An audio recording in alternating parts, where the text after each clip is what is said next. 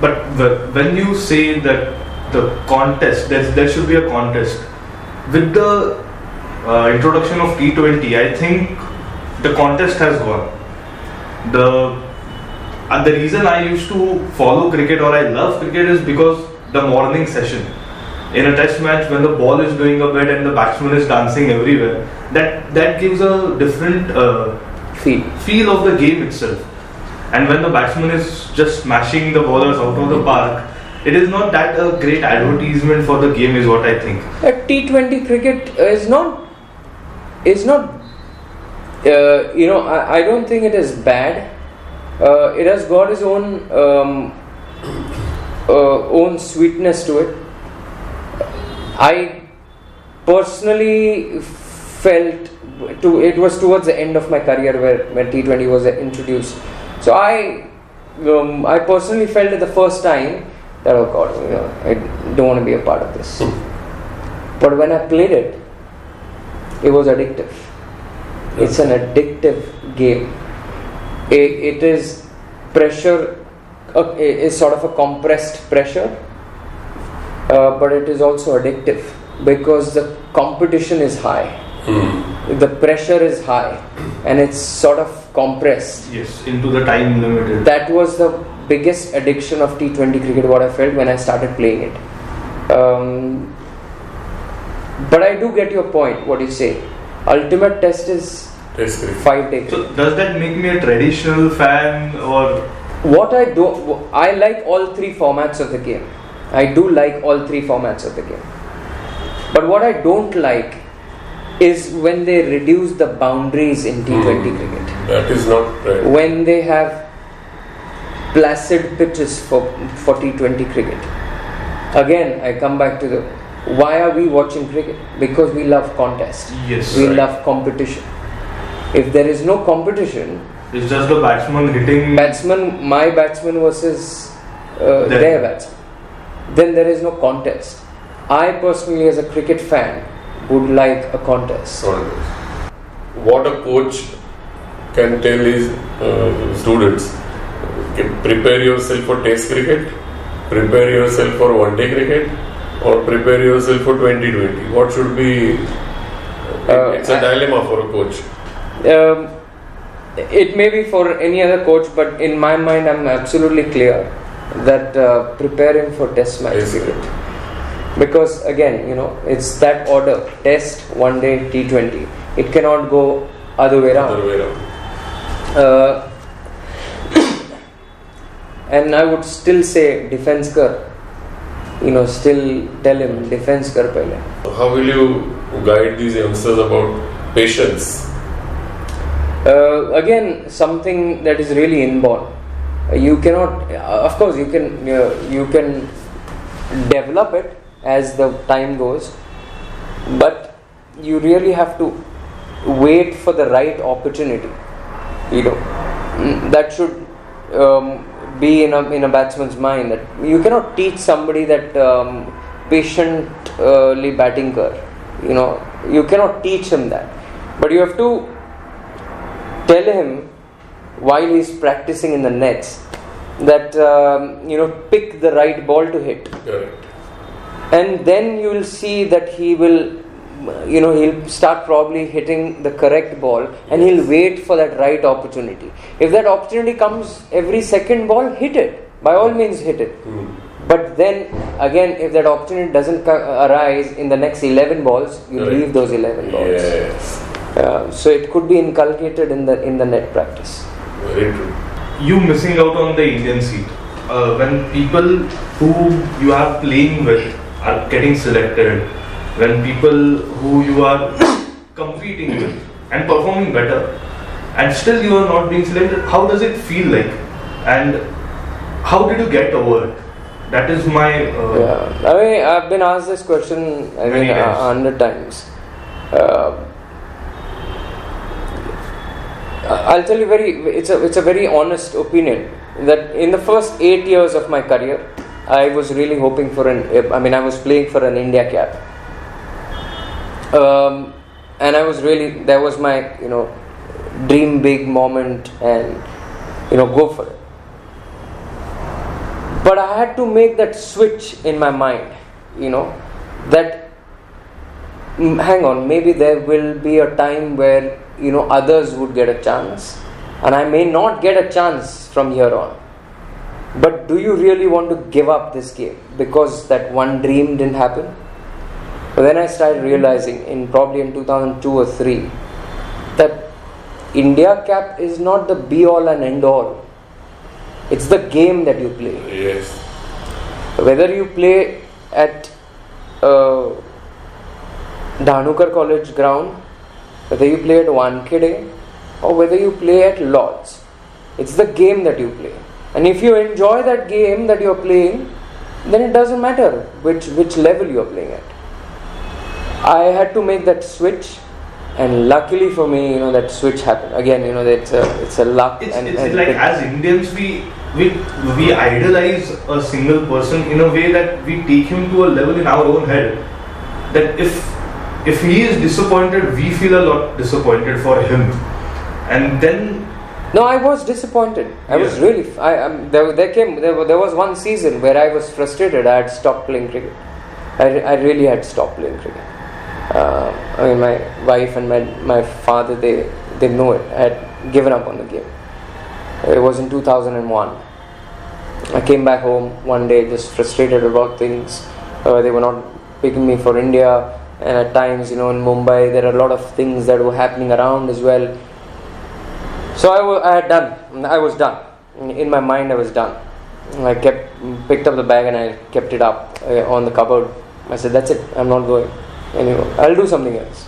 I'm a strong enough person, in my mind to do something else. But, my wife and my father were instrumental in me getting back. Slowly, they allowed me that much space, that much time. And they got me slowly back into the game.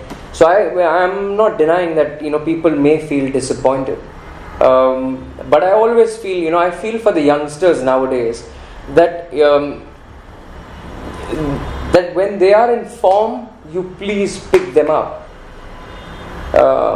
Something about Shreyas Iyer or Prithvi Shaw for that matter. KL Rahul got an opportunity in 2013 or 14, when he got Australia, when he got a twin 100 in Dulip Trophy finals. I watched it, and he got an opportunity. If any youngster you feel that he's good enough to play international cricket, please don't waste his time and anybody else's time, by not picking him. Just allow that youngster to grow in international arena. Very true. Rather than saying, is yet not ready. Let him play 1 or 2 first class seasons. You never know when the form dilutes him. Or you never know what happens. In 2 years, he may have an accident or something. He may break his leg and he never plays cricket again. Please pick the youngsters who are performing. I'm not saying just pick youngsters, any youngster who are performing and who you feel that they have got international class in them. Pick them straight away. Yes. I had to fight my own battles. Nobody knew what I was going through. So I would say fight your own battles, but don't lose sight of the highest dream, what you're hoping. Don't lose sight. What you rightly said, don't lose sight. These days there are a lot of distractions. Yeah, true. Our time and your time. Yeah, I didn't have a choice. So now, how do you guide again those youngsters to stay away from mobiles and other distractions? And sometimes it is a single-minded focus. And you need that. When you're playing a sport, you need it. You need single-minded focus. You cannot have your feet on 10 stones. You just can't. You choose one thing and you follow it. And all I would say to the younger generation is that, please get outside the house and start playing a sport. Enjoy that sport and just go out in the sun. It's good. sun is always good. Yeah, It tans you, but it is good. Good. So just go out and enjoy the sun as much. Enjoy the sweat because it's important for you to get out Absolutely. and get away from this. Mumbai. That's the purpose we started this website Sportsnasha, that we want to support grassroots sports and we want youngsters to drop their gadgets and move towards ground. So who is your favorite bowler you faced? I faced. The hardest one. You thought that I would have nightmares about this kind of a. But the nightmares are very very difficult because by times my mind used to be cool. I don't get dreams at all. So nightmares are beyond question. But one spell I remember that I faced, and I'll always remember that. It was from Fanny de Villiers, South African. The ball was going differently. The ball was, it was coming at a pace. It was not. It was not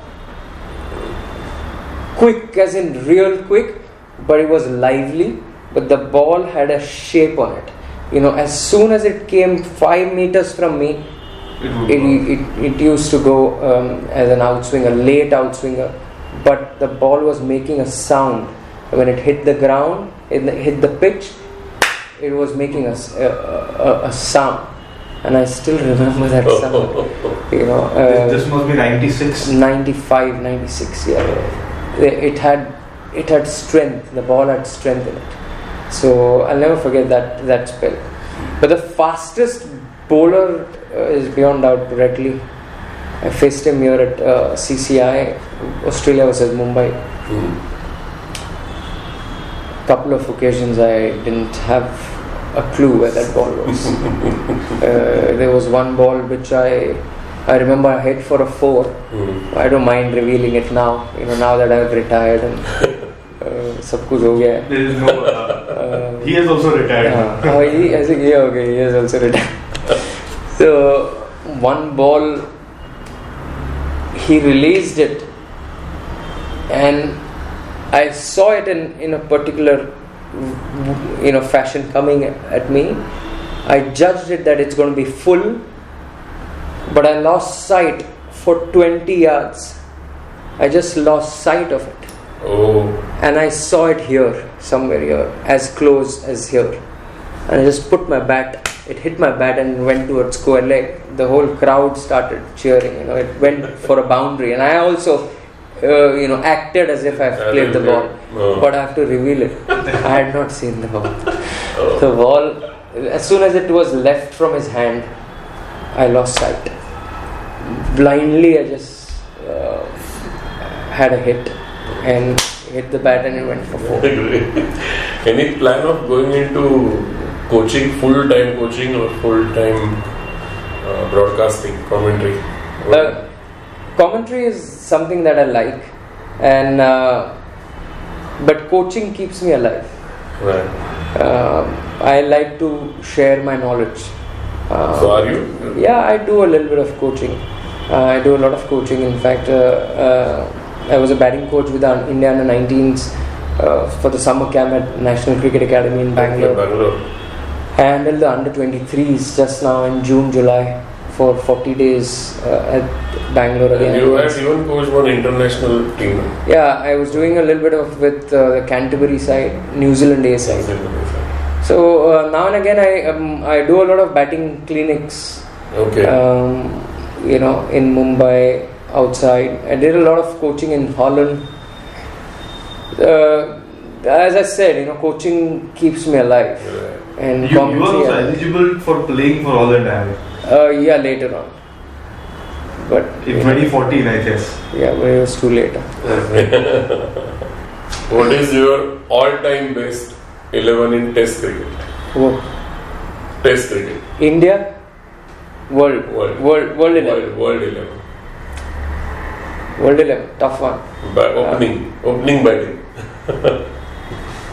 And we want you in the team this time. I definitely won't get into the World 11. Yeah. But Sunil Gavaskar, Yes. to open. Len Hutton. Okay, one down. Think DGB, Donald Bradman. Yeah. Number 4, IVA, Richards. Richards. Okay. 5. Number 5, my friend SRT Tendulkar. Okay. 6, I just have to have this guy in the team, Brian Lara. I loved it. I just loved it. So 6 pure batsmen. 7 Wicket keeper now. 7 is either Alan Knott or Adam Gilchrist. Okay. So I'll go with Adam Gilchrist. Revolutionized cricket without a doubt. As number 3 was Donald Bradman, number 8 Gary Sobers. And then the team starts, number 3 or number 8 डाल दो बाद में team बना. 8 is Gary Sobers. 9, 10, 11 would be, I would have fast bowler. I loved watching Michael Holding. Okay. So I'll have 9 Michael Holding. I would have an all-rounder. I don't need an all-rounder. Actually, Gary Sobers is 5 all-rounders into one. I'll still go with Imran Khan. Yes. 10. Just to lead. This bunch. Yes. Gary Sobers. So my 3 fast bowlers would be Michael Holding, Gary Sobers, and Imran Khan. 11 will be Shane Warne. Shane Warne. So is Shane Warne your favorite spinner? You must have played. Yeah, I played him at CCI. I scored a few. Duntin Dokar na marle. Enjoyed. But I've never seen a bowler. I've never come across a bowler who used to fizz the ball that much. Control as well. There's a fizz. I could hear it, at the non-striker's end. My father used to say sometimes, in olden times, when a great spinner bowled, you could hear the ball make a sound. And when I faced Shane Warne, I was at the non-striker's end. Sachin was batting at the striker's end. And when he released the ball, you could hear the ball fizz. Literally, it made a farr sound. It was cutting through the air that much. So I think 11 would be Shane Warne. So let me go through it again. Gavaskar, Len Hutton, Donald Bradman, Vivian Richards, Sachin Tendulkar, Brian Lara, Adam Gilchrist, Gary Sobers, Imran Khan, Michael Holding, and Shane Warne. Not fantastic. I wanted to understand what exactly cricket is a way of life. What does that statement mean? I mean, without cricket, I don't think there is anything, for me at least. It has given me everything. It has given me, you name it, and it has given me that. And I'm really thankful to this great game, and I'm thankful to my dad to have introduced me to this great game. Game is greater than anybody. It has taught me. No individual is bigger than the game. Game will keep going on and on. We are just mere puppets. We just follow what the rules and regulations are laid in the game, and we do that. Play the part and move out. So, but it helps me a lot in solving things, solving problems. I think it's mother of all games. That's what I feel. It's mother of all games, because you can field for 3 days, and on the 4th day you get batting, and the first ball there is an outswinger. You get out, you watch the game. No other sport is as cruel as cricket. So cricket has matured me as a person a little quickly. Yes. You tend to take failures a little better. That's right, correct. So it has helped me quite a bit. That's the way I look at it, and that's the way of life for me. So Amol, as I said, this will go on for years. At least I have got plenty of things to ask and discuss with you. कधी करू गप्पा नंतर. But I have to thank you on behalf of Sportsnasha for giving us this time, sharing your experience with us and for youngsters. And we wish you all the best in whatever endeavors you are into. Thank you. And thank you very much again. Thank you. Thank you so much, sir.